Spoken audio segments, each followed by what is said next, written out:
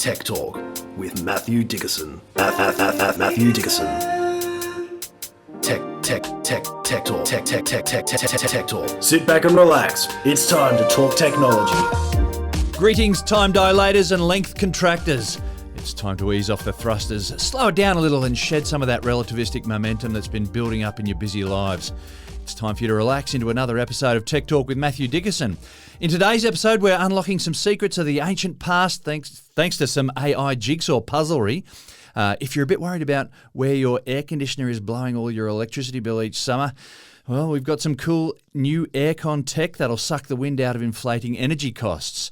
And for the swimmers out there in listener land, we've got clear waters ahead because 2023, we're heading into 2024, I should say, but it's 23 years on from the Sydney Olympics and the fast skin suit is getting a facelift for next year's Paris Olympics.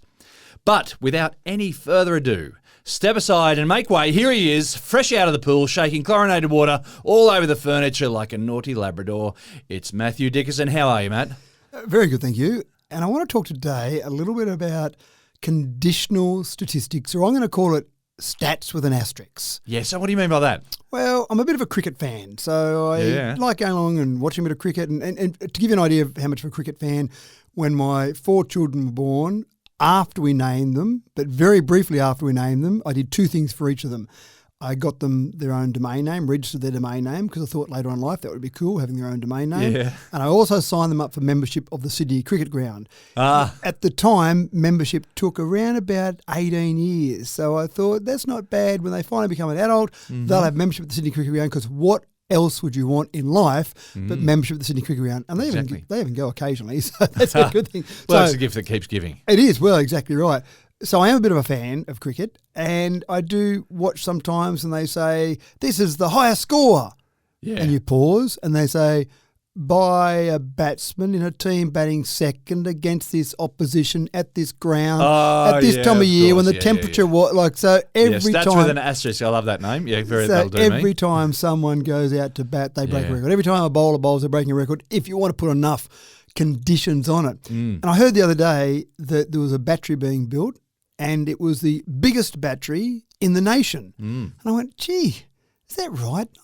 I wonder about that. And I think sometimes people put out a media release and they don't expect any pedantic person like me to question it.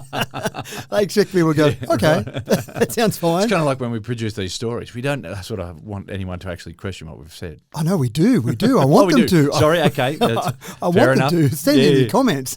But I looked at that and I went, gee, I'm not sure that's the biggest battery. So I did a bit more research on it.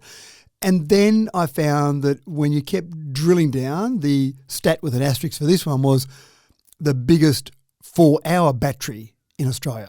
Oh, so biggest in size as in they've built something so enormous it's become impractical? I don't know. It's like saying the biggest 1 litre bucket. Well, a 1 litre bucket is a 1 litre bucket. And I'm probably being a bit harsh there because there's 2 ways that I would think you would measure a battery. One would be the total storage capacity, how much energy can it store, and the other way would be the peak output of that battery. So when they say the biggest 4-hour battery, I think they're meaning for a battery that stores 4 hours worth of energy, then it's the highest peak capacity. But maybe they're just saying it's big, and if we say it's the biggest, no one really notice about that. No one will ask any questions. And then I thought, how many 4-hour batteries are there in Australia? So I'm going to say that Tech Talk is the number 1 listened to podcast in the nation out of this studio. Oh, I'm going to go the world. Excellent. What the heck? I'm going to say the most listened to podcast in the world out of this studio. Yeah, what do you reckon? Yeah, I feel really special. Yeah, that's right.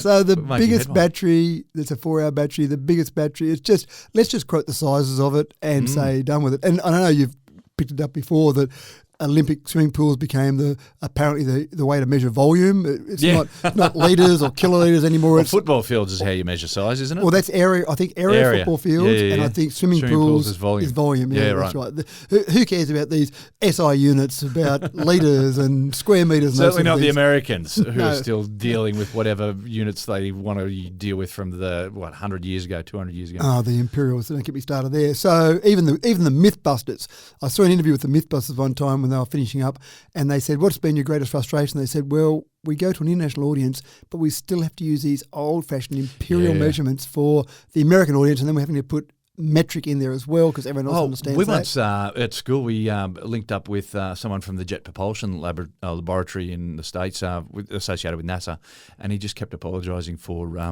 American units. He says, no, he speaks in metric, just apologising for his fellow countrymen. So actually, hello to all our American listeners out there too, by the way. Hope you're doing well. We do love you, of course. But so that was at NASA, they actually spoke in metric, did they? Yes, they did. Yes. Yeah, right. Yeah. And a lot of scientists, in fact, a lot of scientists in America do. Right. Yeah. Which makes sense. So anyway, the next time you see a stat, next time you see a biggest or the greatest or the best, just put your pedantic hat on and just see whether it's a conditional statistic or a stat with an asterisk.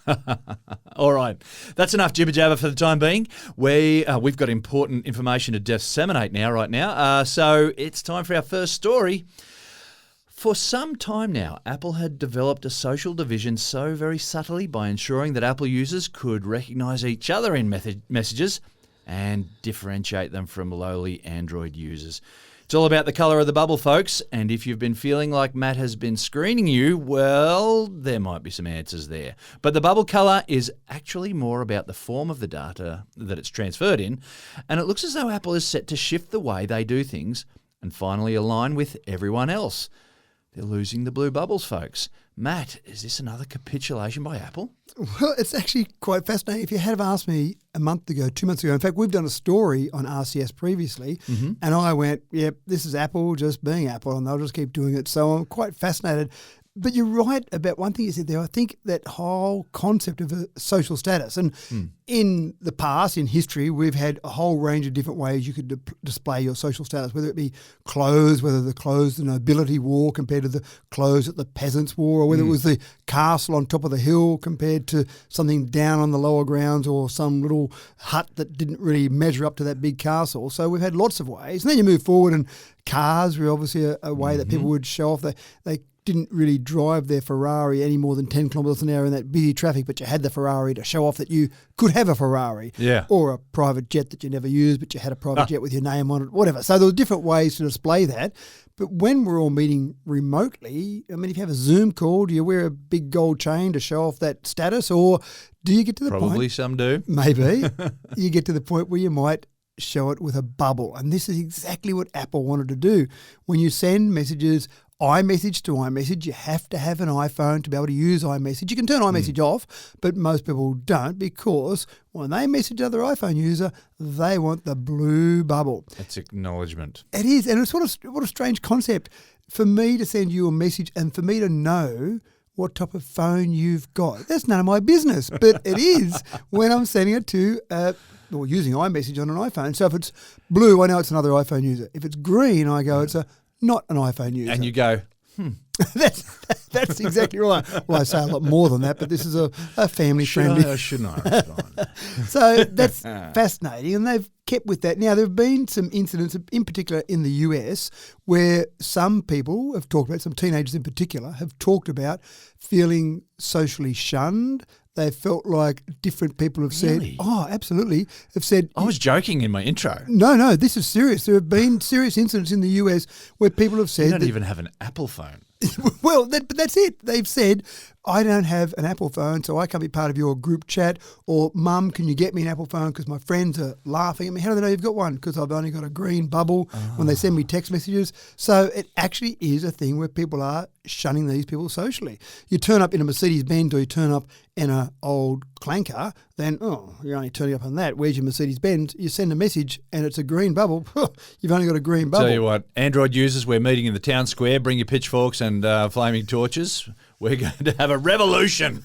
Turn this town upside down. But Apple's changing. Well, they're going there slowly. Yeah, okay. We've got a thing because they gave away their FireWire cable. What have we got? Lightning cable. That's right. Yeah, they've got USB-C now. So Rich Communication Services was a concept introduced by the GSM Association, which is basically a group that represents mobile operators worldwide. SMS has been around since 1992. I think Neil Papworth sent the first message. It was around this time of year. It was Christmas 1992. He sent a message. Spectacular that you remember his name. Well, I love the idea that he was just a junior, I think he was probably 22 years of age, a junior working for Vodafone, and this little SMS concept came up, and so he sent a message to his boss who it just said Merry Christmas or words to that effect. So go and look it up. It's actually quite funny. So he's this guy, and he's actually done speaking gigs and all sorts of things based on the fact that he was some junior employee who had the really cool job of sending the first text message. Well, all the senior employees are probably at a Christmas party. Neil, you just stay back there and send that message for you to the boss and everything will be okay. So about 92, that was. Hopefully so hang on, so everyone else was emailing, weren't they? In 1992, they're probably making phone calls. Yeah, phone calls. Yeah, or sending letters. Yeah, letters, paper letters. Yeah. So then in 2008, the GSM Association came up with RCS, Rich Communication Services, which basically was the new and improved version of text messages with a whole range of new features. Now, Apple said, well, we're going to have iMessage, thanks, and we're going to make that our exclusive little ecosystem. And that means you can share the messages with your iPad and your iPhone. You can synchronize those different devices. So lots of things that are fantastic. RCS has got most of the same features, but it's got one big advantage, and that's it's across all platforms, whether it's Android or iOS, you can use RCS with those same features. Now, I actually think the European Union has got a lot of good things to answer for. The USB-C you mentioned, absolutely. I think there's no way that Apple would have gone to USB-C except the European Union said, unfortunately, all you technology operators out there, we're going to have a standard. And they've done the same with the Digital Markets Act, another concept from the European Union where they've said, we want everyone out there to be a bit friendly with their technology, more interoperable. We don't want all these little exclusive little systems set aside for just one bit of technology. We want things to be open. Now, they hadn't enforced this with iMessage or RCS at this stage, but I think Apple went, we could wait until the DMA from the European Union makes us do it, like they did with USB-C, damn it. Or we could go, we're going to be magnanimous and we're going to say we'll adopt RCS. Take the moral high ground. I think so. Yeah. Because I can't see them doing it for any other reason except some strategic reason. Because in that ecosystem, Apple is very good at keeping people locked into that ecosystem. In fact, if I go back, I'm delving back into the past a bit here today, so I apologise. But that's all right. If I go back to the very beginning of the IBM-compatible PC and the Apple computers, I think their downfall was the fact that they did want to keep their little system exclusive when you had Microsoft coming up with MS-DOS, when you had the IBM-compatible PC built by everyone, not just IBM, obviously, then that was taking over the world and Apple said, no, we're going to make ours just a little exclusive system here. And they had probably 5-8% market share, maybe got to 10% market share because they were locked down. Now, I think that was a failing then, but now it's their greatest strength that they're locking people into their ecosystem and people say, I might change from an iPhone, but that'd mean I'd lose A, B, and C. You'd have to go to a green bubble instead of a blue bubble, all sorts of different things that you'd lose. Yeah. So that's what keeps people in their ecosystem now. So they're going to adopt RCS. There's going to be a new version of the operating system of iOS that will actually use RCS. Now, the question that I have, I don't know the answer to, is will they completely drop iMessage or will they say we're adopting RCS but we'll still keep some of those iMessage features because maybe it's a little bit different, but we'll adopt RCS anyway. Now, Google, Android, has been focusing on everyone adopting RCS and Apple have been saying no up to this stage. And interesting enough, RCS was around before iMessage. iMessage was introduced with iOS 5 back in 2011. So RCS was there beforehand, but again, Apple figure they can always do it better. So I'll be interested to see what it looks like, how it operates, how it works. And they have given a little bit of a jab at RCS by saying, we're going to adopt RCS and we'll help you get the security settings up to as good as iMessage. Yeah, right, okay. So we'll jump on board your system and we'll try and get it as good as iMessage and hopefully we'll get there eventually. So I'm interested to see how far it goes. I'm interested to see if they get rid of the whole blue and green bubble. But adopting RCS is a good move for a start. Let's see where they go after that.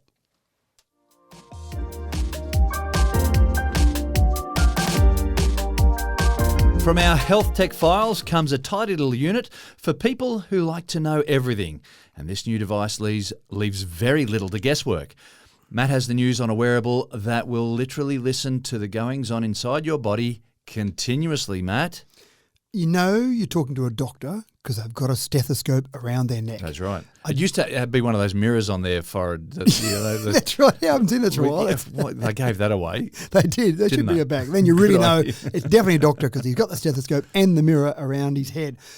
The stethoscope, you think, is a pretty simple device. And I've actually questioned in the past, is it just there for show? Do they really use a stethoscope? Does it actually deliver huge benefits? And when I looked in a little bit further, there's actually a lot that a doctor can get from a stethoscope. So they can listen to heart function, they can listen to lung health, they can listen to blood pressure when they're doing your blood pressure, for example, just to hear blood. And they can actually listen to things like sounds from your bowels, sounds from your blood, even some issues with your heart in some of the friction you might create in your heart. There's some little areas there they can listen to with that. So a finely tuned set of eardrums can pick up a lot of stuff that's sounding off inside your body. If you've never listened to a stethoscope, folks, it sounds like they're on their way out. Get yourself a stethoscope now. It's so interesting to listen to the inside of your body. And impress your friend when you turn up with a stethoscope around your neck. A doctor now? That's right. Kind of. Last week you were a mechanic, now you're a doctor. Well done. And it is, you're right. It's quite fascinating listening to some of those things inside your body. But it is a fairly simple concept. And I'm sure hundreds of years ago, whenever the stethoscope was first used,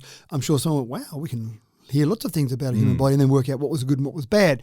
The problem is you can't take a doctor, well, you probably could, but it would be a bit uncomfortable taking a doctor with you with a stethoscope, listen to you as you did things throughout the day to try and pick up different things. So they've got now a concept with some little devices that you can stick onto your body at different spots, presumably over your heart and around your lungs, maybe around your back. They're very small, 40 mil by 20 mil by 8 mils thick. So if you think about, say, gum, a packet of gum, that sort of size, if you like, so fairly small, and it sticks on. It's got a little tiny battery. It's got some recording capabilities on it, but it's also got a Bluetooth connection. And you're going to see a doctor about some health issues, rather than just put the stethoscope on for 10 seconds and, right, I'm right now. They stick some of these on your body and they say, have a nice day. Go home, leave those on. I'll see you in a couple of days. I'm not sure exactly how long, maybe a week, maybe a couple of days. Go about your normal activities. Now, the doctor can monitor that because it's connected via Bluetooth to your phone, or they can just take them off when you come back in and download the data from those. But the equivalent that I've read about this from the creators of this particular device is that it would be like having 13 doctors with a stethoscope on you as you went about your day. Now, that might be a bit uncomfortable. Which is awkward. That is, it is. Getting in the car might be a touch awkward. Going to the toilet might be even more awkward. But that sounds pretty good in having that many doctors walk around and listen to you. In particular, they're doing things like premature babies, listening to a premature baby and seeing how everything's functioning inside and leaving them on. So they're small enough that you could stick them on, whereas a stethoscope is actually designed for an adult, so it's actually quite large. So you've got to have specifically designed stethoscopes for babies, but this is the type of thing you could stick on and leave on babies, leave on people, basically monitoring health. So we're getting more and more ways to monitor health. And then I started thinking, we talk so much about wearables and how much wearables are developing. And I thought, I wonder whether, this is used by doctors at the moment, but I wonder whether you'll get to the stage where there'll be some wearable that'll come out that'll have some accessory that you add that to the various things that are on your body. So you got your watch that does your heart rate and does some ECG work and a whole range of things you're getting with these wearables that we just buy off the shelf.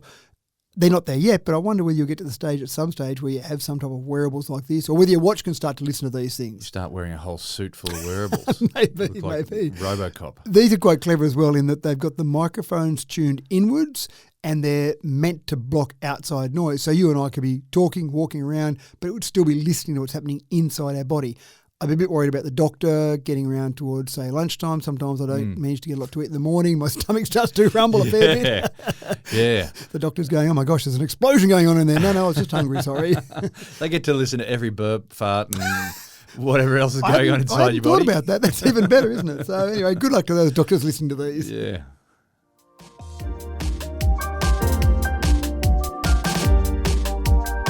An alarming trend has found its way into the schoolyard.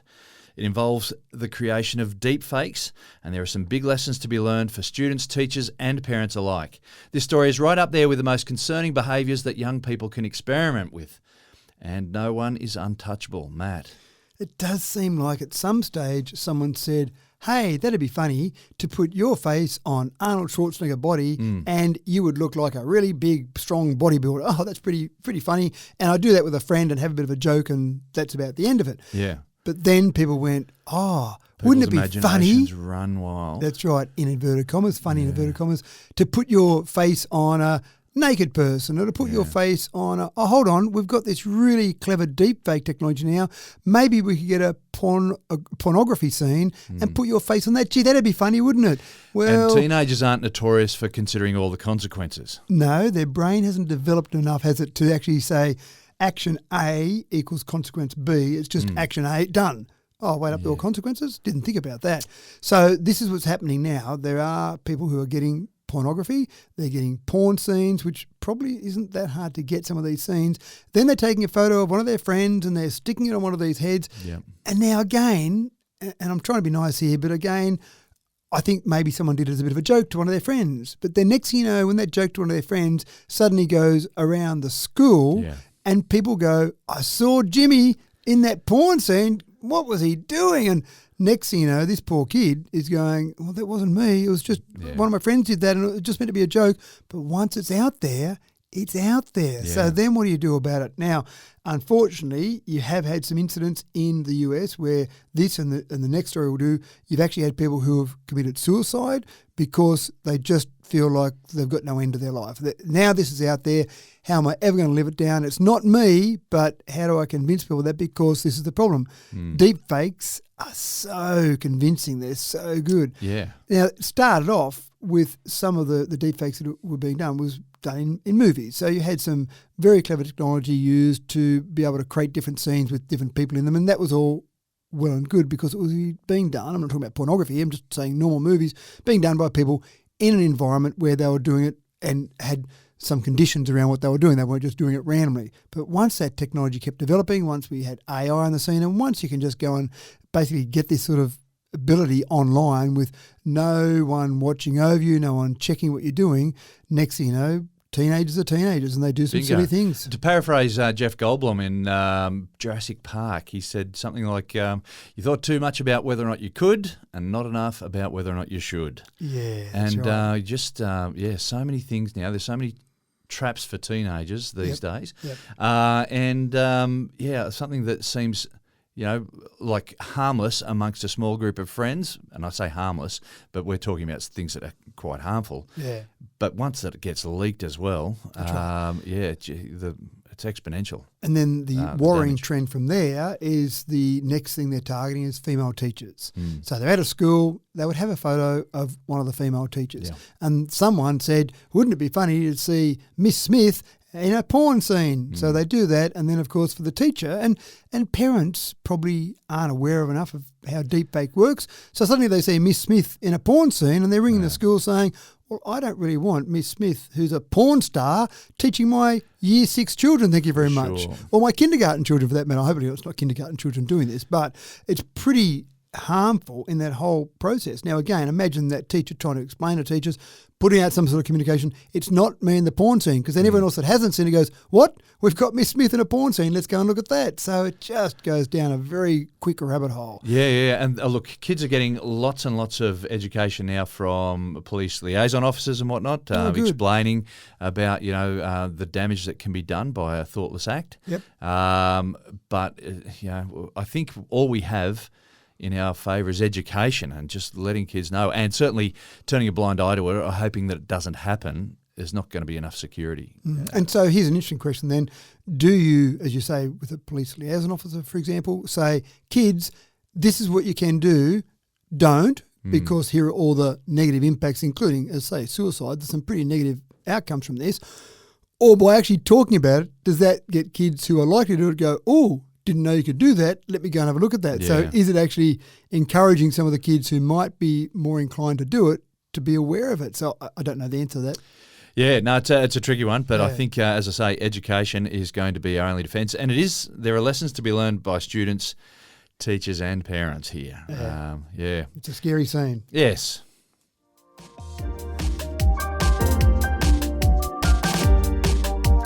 And out of a similar barrel comes the next story with more further risky online behaviour.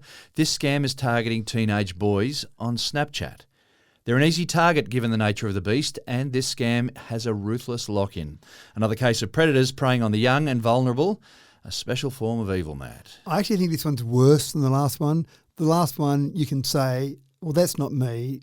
Look, someone put my head on some other person there, and you can see that's not my body, or you can see that's not me. So you've got that defense. This one's worse.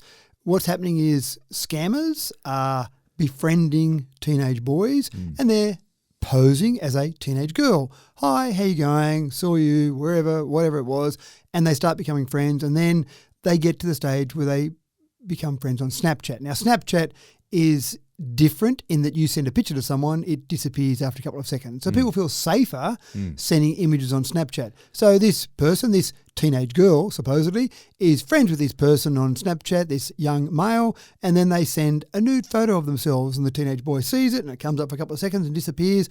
And then eventually she says, oh, I'm sending photos of myself to you. Can you share one of you? So the teenage boy goes, okay, I'm a teenage boy. This is what I do, I guess. Yeah. So they send a nude photo, and of course, once they've got that nude photo at the other end, you can do a screenshot of it, and then the scammer at the other end, posing as a teenage girl, suddenly reveals themselves to be not the teenage girl.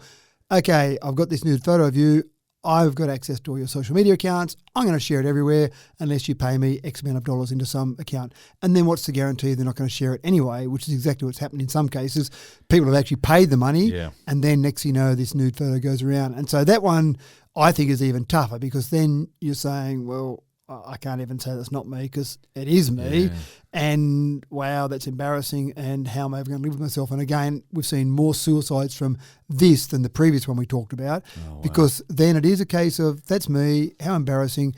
How am I going to walk into the school? You can imagine walking into the school the next day, people saying, oh, I saw that photo, and you would just struggle. You'd want to move school, you want to move town, or some people would actually take the terrible option of saying, I can't live anymore. So this is what happens, and we talk about scammers so much. Actually, we've left them alone for a few weeks, but these two just stuck out at me as stories that we had to talk about. Yeah. Just the implications of what these scammers are doing. And they're not hitting people for much money. They're saying, because they figure they're teenage boys, they haven't got a lot of money, they're hitting them up for $200. $100. It's not much money they're hitting them up for. So for that amount of money, risking but they can hit life. them up now, and they can hit them up in another couple of months or another couple of years. Just keep on touching base. So hey, remember me?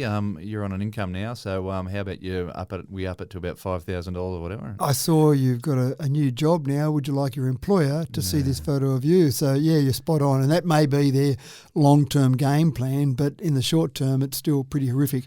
So one of the things that's interesting is that you can actually report a photo. So the idea is a photo's out there, it's out there, that's it. Well, it's there forever. People can take screenshots of it, they can keep it on their phone, they can keep it on their devices. But being out there are some processes now. If you report an image, you can actually get that through the authorities. So in Australia, it'll be the E-Safety Commissioner. In America, I'm sure there'll be another equivalent of that. You can report those photos, and by using that signature, that can actually be blocked on various social media sites. So the social media companies are saying that we'll play ball with this sort of thing, and we'll allow you to have that blocked. So at least that way, someone might have it on their phone, they try and upload it somewhere, it just won't actually go anywhere. So that's a slight advantage, but there's nothing stopping someone, say, for example, from sending a picture of that to your employer or emailing that to an employer. Social media can spread very rapidly, but you can still have it used against you in other ways. It's just much nicer to not be in the situation to start off with, and wouldn't it be lovely if people were just nicer to each other? Well, it would be, and I suppose the most important thing from this one is don't share a nude. That's probably the best advice. Even though she's a lovely young lady and she really wants to see a naked photo of you, then say, let's meet up at a cafe and we can go from there. Don't send the nude photo. It's just we're talking about probably the most impulsive demographic that there is. More impulsive than a toddler. I know. And also, as a teenage boy, you're discovering all sorts of things about yourself. Absolutely. So there's probably a bit of excitement around that, so I get that. But gee, I must admit, I've never had the inclination, even as a teenager, to send photos. Social media wasn't around, of course, when I was a teenager, but sending photos of myself naked doesn't really get me. So anyway, please, if you get nothing else out of this podcast, don't send a naked photo.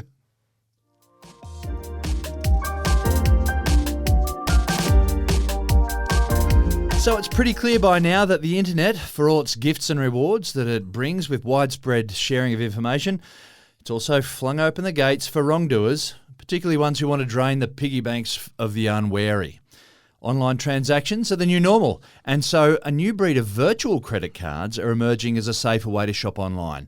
Matt, how does a virtual credit card work? It's actually really clever, and I love the idea. You've got your normal credit card number, you go and make an online purchase, you put that credit card number in, put your expiry date, put your CCV, and that's it. Off it goes. Now, if it just happens to be a company that's not reputable, or that company has a data leak, or someone picks up that traffic from A to B, then that credit card suddenly is used for other online purchases, and you say, well, I don't remember buying something from Acme 1 and Acme 2. Why are they showing my credit card? Now, banks are pretty good about it. Banks will say, sure, you've proven that's not your transaction. We'll refund the money and we'll go and pursue the other side of it. And obviously it costs a lot of money for banks to be able to do that. And we're paying for that ultimately. Even though we mightn't pay for that one transaction, we're still paying for that in fees that we pay to the banks. So the virtual credit card concept is absolutely brilliant. Some banks, not all, and the ones I looked at first of all were in America, Capital One, Citibank, American Express. Some of those are in Australia as well. But you've got the ability with these banks to say, I would like a virtual credit card that I can use for a one-off transaction. And that's it. It's only good for that one transaction. So if someone gets the number, knock yourself out. Go for it. It's going to be absolutely useless to you. Or you could say, I'm going to have a credit card that's used for a certain number of transactions or for a certain time limit. I just want a credit card to use for a week. I've got to make a few purchases and that's it. And scammers, when they get it, they may not use that number immediately. So you've got a fair bit of safety in doing it. You can set spending limits on it, all sorts of things. But ultimately, you can use it like a credit card and then it expires. I know when I travel overseas, I get a travel money card and I use that and you can just transfer money to that and then use it in the local currency helps as well. But also, I figure if someone steals my credit card, it's a travel money card, it's not going to affect me. It's only got a certain amount of money on it. Yeah. Nice and safe. And if that goes haywire, I'm still okay because I've still got my normal credit card. I'm not going to be stuck somewhere in the middle of nowhere. So that's kind of a little way of going that step, but this is just used for online transactions.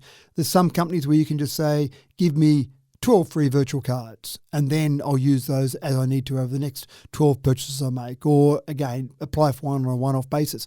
I'm not sure whether the big four Australian banks are doing it, but I hope they do. I hope they do something like this. Sounds like a very good idea. It does, and logically you're going to run out of numbers, presumably with credit cards, but the combination, you've got your 16-digit number, but you've also then got the expiry date and the CCV. So you could presumably use that same number banks if they run out of numbers. The number, surely. Yeah, just have a different expiry date, different CCV, and then that would be a new virtual credit card. So you could do that. I think we've got a long way to go before we run out of those numbers, so that's not a bad thing. So it does seem quite good.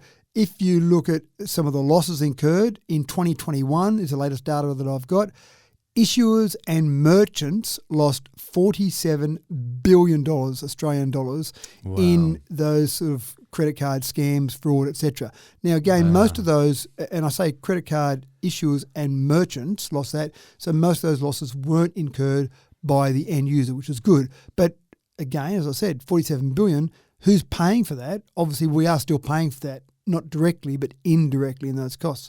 If we can minimise it, that sounds like a good thing. Absolutely.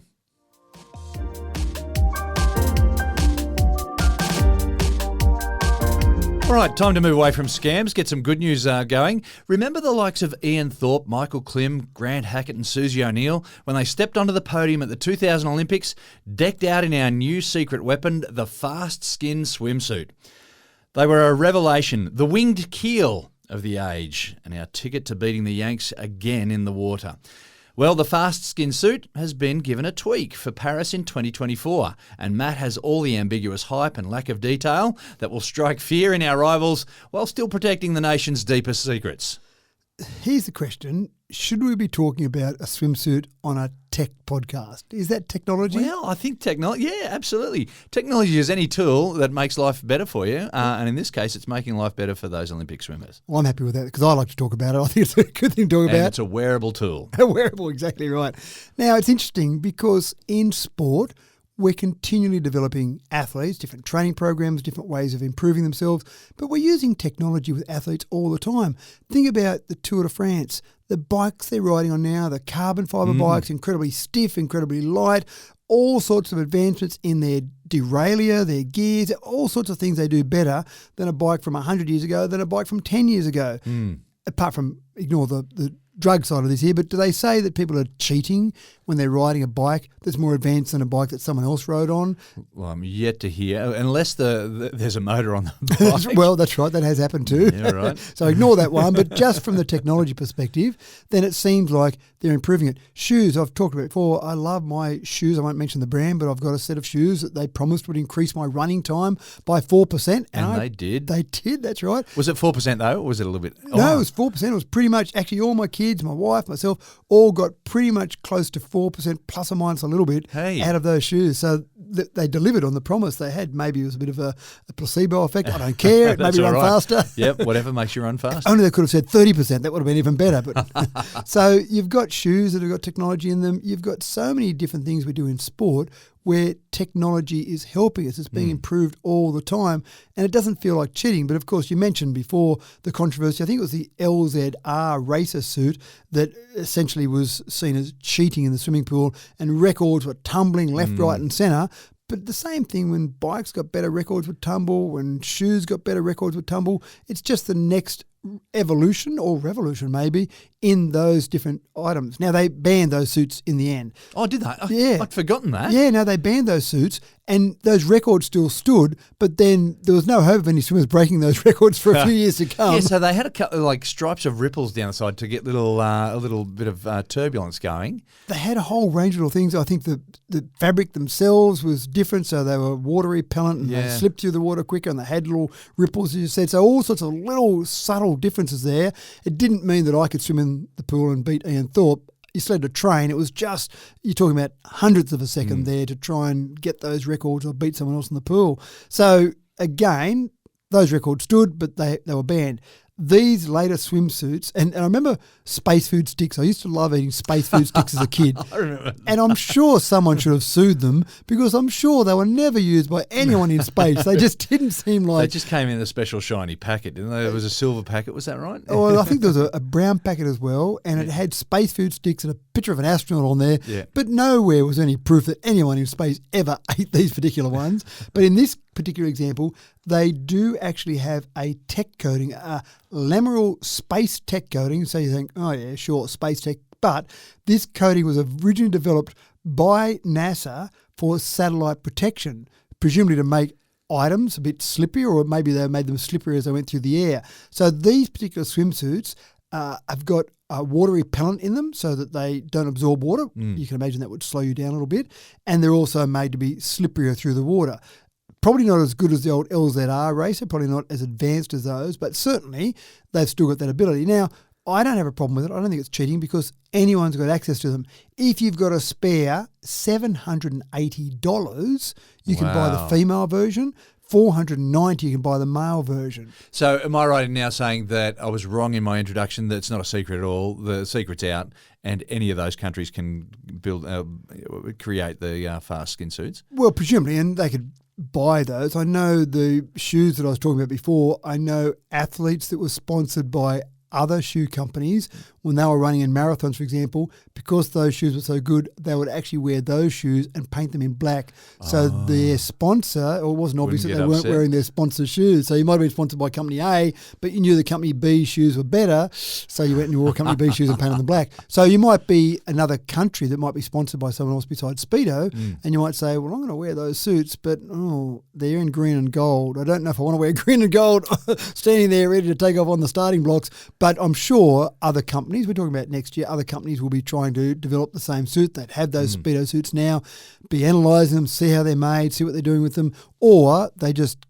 some companies go to Speedo and say, well, we want to order a truckload of these. Can you do them in anything other than green and gold? Can you do that for us? And it's probably a commercial decision. So, yes, I'm sure that anyone, you and I could go down and buy these swimmers supposedly if we've got a spare $780 or $490. So, and that's where I feel like it's not cheating. If everyone's got access to it, if everyone's doing it, that probably sounds bad because that sounds like drugs. If everyone's doing drugs, it's okay. No. If everyone's doing it and it's not having a negative impact on the human body, like drugs would do, then maybe it's okay. Yeah, we've got some blurry definitions now that about what's cheating and what's not cheating. But I'm going around circles. But the games are developing. Yeah, they are. That's right.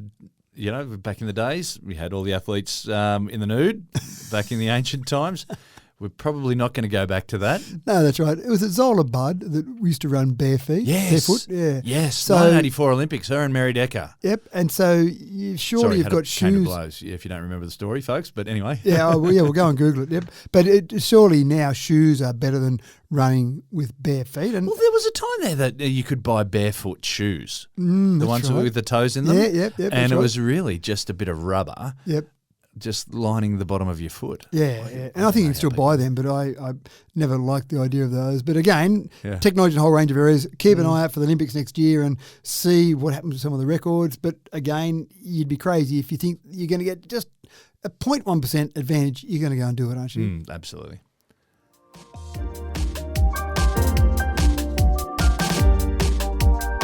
All right, here's a story for our lovers of ancient history. Artificial intelligence has come to the rescue to decipher what are potentially some of the oldest texts known to man. Imagine that you have to present a book report on a text with pages missing, large portions of the text rubbed out, and in a language that no one speaks anymore. They're just some of the challenges in digitised cuneiform tablets from Mesopotamia and the ancient scrolls like the Herculaneum texts. Matt, AI has become a bit of a hero for historians here. We're giving AI a good rap for a change. Sometimes we give AI a bit of a bad rap. That's right. Now, you're talking about texts here that are maybe 5,000 years old. So fascinating to read. As old as writing itself. Well, essentially, is what we found anyway. So you're going back and getting a pretty good snapshot of history from these writings. And again, we uncover ancient burial grounds and all sorts of things. But gee, what were those people talking about? What were they thinking about? There'd be no shortage if you go forward another 5,000 years of written texts from our time now, but you go back there and it's pretty hard to decipher some of these. But they've done a couple of things. The first thing they've done is they've made some 3D models from some of these old texts. And they're doing that because they can get the AI learning process to work better when it's a full 3D image. So they can look at it from different angles. Right. Yeah, and so we're talking about stone tablets and things. Stone tablets, correct. Sorry, Yeah, right. I should have said that. So stone tablets, create a 3D image of that and then learn from those. So they're doing some of their learnings on that and some of their deciphering, but then obviously they can take that and use that to look at photos. Now, so I mentioned the Herculaneum text. So they're on scrolls that have deteriorated. They actually look like effectively lumps of rock now. But, they've got writing on them that needs to be read. So a lot of these are still tablet form. So they've got at the moment about 1 million cuneiform tablets that exist worldwide. Now, for you and I, 1 million. So you and I to sit down and go... They got busy back in those days. They did. Let's start deciphering some of these. Right, I got through a little part of that today. I'll come back tomorrow and keep doing that. Let's throw lots of people at it. You're going to spend a long time getting through 1 million. But, of course, AI, let's go and digitise those. That's still a job in itself.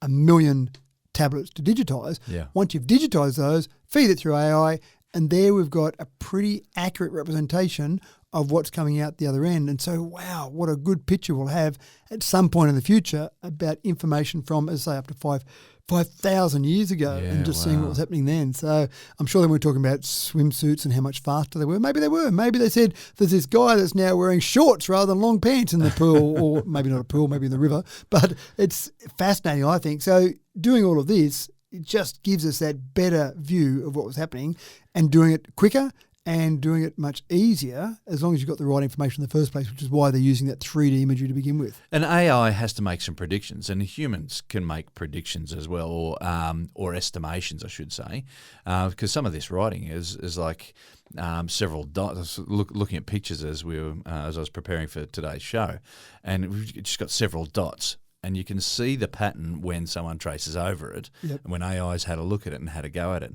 But without that pattern, it's a little bit more ambiguous. So maybe I'm reading too much into it or whatever. Maybe we're allowing AI to read too much into it, but then AI is trying to make sense of a bigger picture as well. Well, it did analyse, they let AI analyse 2,000 of these tablets with humans to say this is what this means. Yeah. So you're starting off with a not perfect situation to begin with, because did that symbol really definitely mean that all the time, or did it have a bit like the English language, a bit of ambiguity in the meanings for different words? So you're doing that, but then saying now go forth, and hopefully if it's well-designed AI, it will actually keep going, well, this symbol I was told meant this, but as I keep analysing these ones, I'm actually thinking in the context of these, it actually means something a bit different. So let's go back and look at those other ones again. But again, just having digital versions that you could search and look through from all of these different tablets. Wow, researchers, incredibly excited.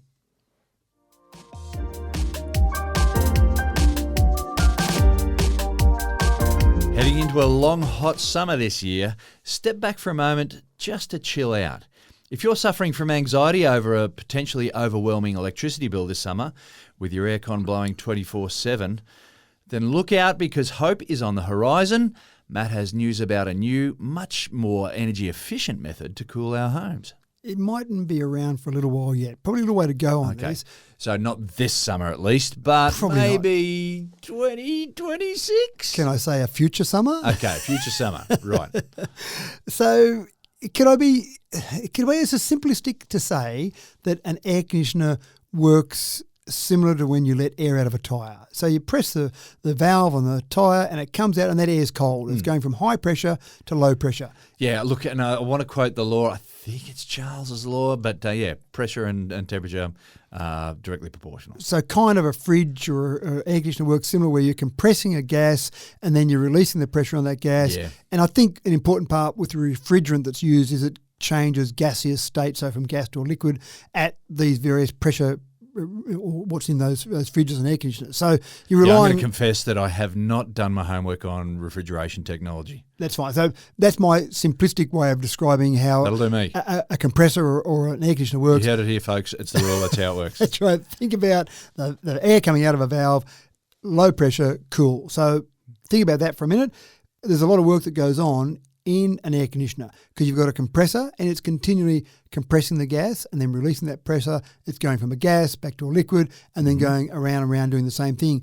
A lot of energy. So an air conditioner is actually not that efficient. So is there some way we could be more efficient? Because obviously we want air conditioners, we want people to be able to cool down, we want fridges to work. Is there some way that we could get them more efficient? And this is something, and actually what I love is that we've had fridges for a long time. I think some of the first concepts for fridges were way back in the 1800s, maybe even 1700s. So the concept for that technology has been around for a long time. But someone said, sure, they've been around for a long time. Let's forget about just trying to get little slight improvements. Let's forget about the whole concept and go a whole new path. And that's what they've done. They've come up with a concept. They've reimagined it from scratch. From scratch, exactly. Sounds like right. the way you'd build a Tesla or something. Exactly right, exactly. Electrocaloric cooling. Now, electrocaloric cooling uses some different metals. So in this case, they've got lead, scandium and tantalum. They arrange those. So in this particular scenario, they've put 8 strips of those, very thin strips together, and then you apply electricity across those, and that then generates a differential in heat and cool. Coolth? Right. Can I use coolth? So you've got that at different ends. When you've got the cool at one side of that, then you just run some fluid past that to take the coolth away to wherever you need it. So you might run a silicon oil past that, for example, and take that cooler temperature down to the air conditioner, then blow something past it, some sort of condenser coil to blow that past Before people start ringing in, we know there's no such thing as cool energy, but that'll do us. That's what we're going with right now. I like coolth. That's it. If we've got warmth, can't we have coolth? So the cooler air is then taken, or the cooler temperature is then taken away with silicon oil. If we can do this and get it right, this should be at least twice as efficient in terms of electricity usage as a normal air conditioner. Yeah, that sounds pretty good. In a normal building that's air conditioned, then you're talking about a fifth of the energy is used for cooling or heating that building. That's a big deal. It is a big deal. Electrocaloric cooling could also be used for heating. So in the same way as a reverse cycle air conditioner can be used for both, then electrocaloric cooling, even though it's called cooling, can be used for heating and cooling because you get about a 20 degree Celsius differential between the two ends. Yeah. Wow. So it sounds quite fascinating. Again, you're right. It's not going to be this summer, not going to be next summer, probably a few summers away. What they think they can do is they can achieve, and I'm not sure how they measure this, but they can achieve, they've stated, 60% efficiency. So from the electricity that's put in to what you generate in heating or cooling, 60% efficiency. Now, at this stage, they're getting 12%. So at this stage, if you design an air conditioner today, it will be less efficient than a normal air conditioner, but they think they can get up to 60%, which sounds pretty impressive. That's a big deal. It is a big deal. Keep an eye out for it in a few years.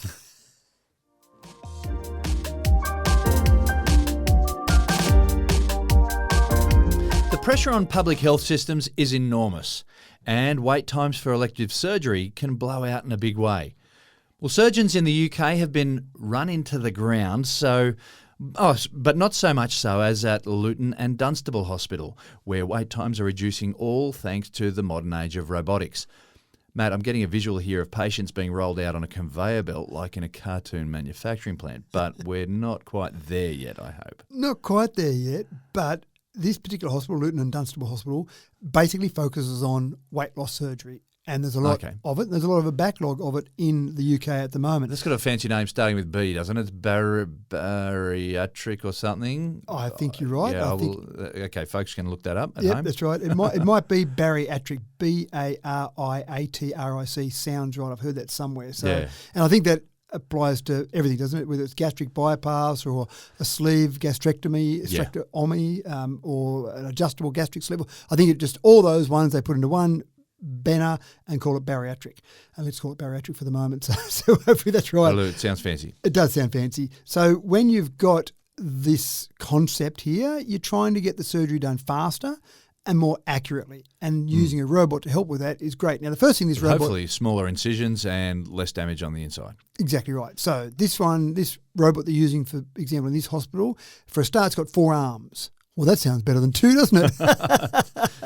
Wow. So you've got these 4 arms. I don't know how I'd feel laying there. Hopefully I'm knocked out, but these 4 arms start approaching me. One of the surgeons that talked about it said that imagine a plane, a modern fly-by-wire plane.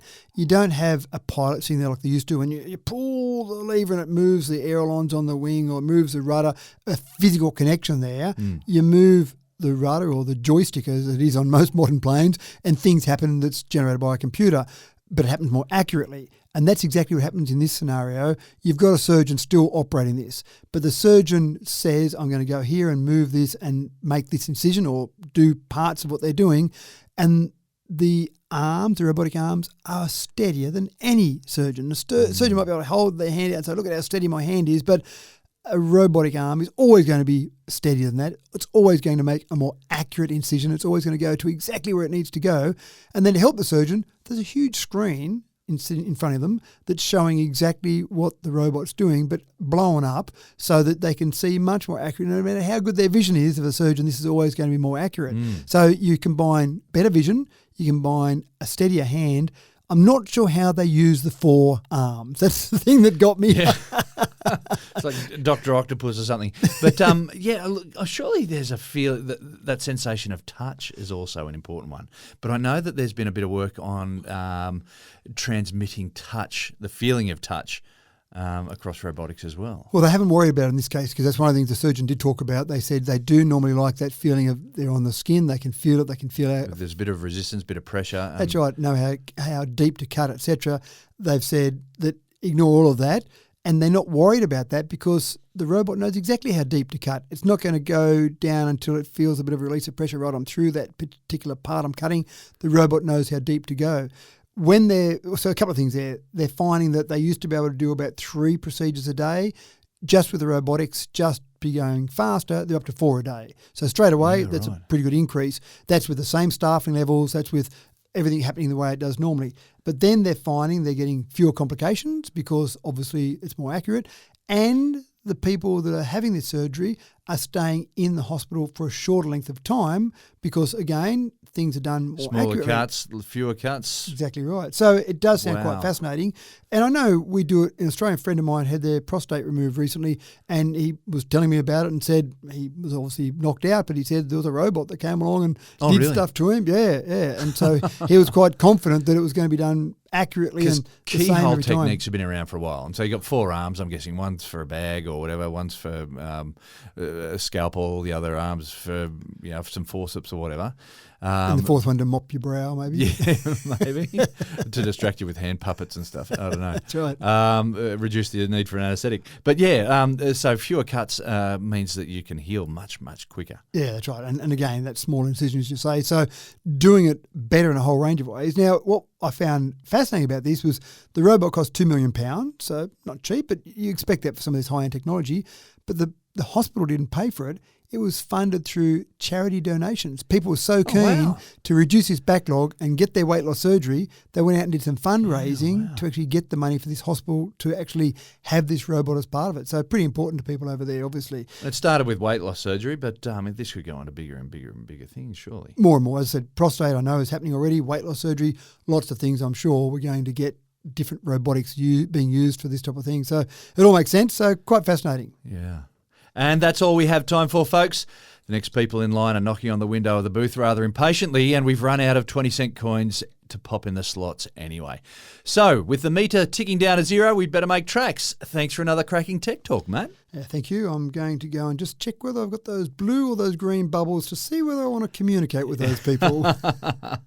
That was a bit of an eclectic lineup today with a bit of health and sport, a couple of scams, some money solutions, and even one for the history buffs today.